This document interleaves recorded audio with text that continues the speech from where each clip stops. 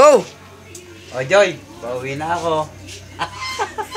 Pauwi na ako kasi birthday ko ngayon. Kaya ako'y pumunta rito sa pulo kay Nanay Guring.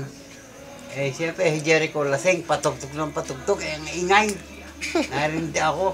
Imbis na ako mag-birthday sa bahay na ako lang, pumunta na ako dito kay Nanay Guring. Ako naginom ako mag-isa.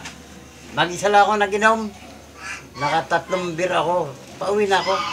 Sa amin dito ang oras eh, alas 10. Alas 10 lang ng gabi. Oh, ingat. Ang tatay mong pogi.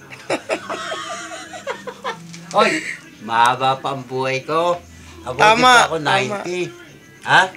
100 years. Oh, sabi mo, sana mag-text ka sa akin sa cellphone ko. Wag ko yung sa nanay mo. Ano ba number mo? Alam niya. Alam niya. Alam niya. Hoy, Joy. Wag ka mag-text sa nanay mo. Lumba-lumba yun. Hilik na hilik. Sa tatay mong poyo, doon ka mag-text. Hindi, lagi naman nagte-text sa akin yan. Kasi minsan yan, nagte-text. Nagmamadyong ako. Kaya lang. Pinadalang ka? Wala, 200 lang.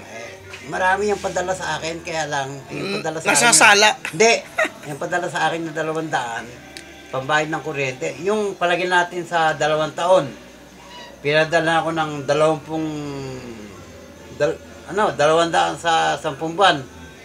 Baka yung bigay sa akin ng 200 sa 10 buwan, baka yan mga 6 lang o 5. Hindi ako nagsasalita dyan sa kanya.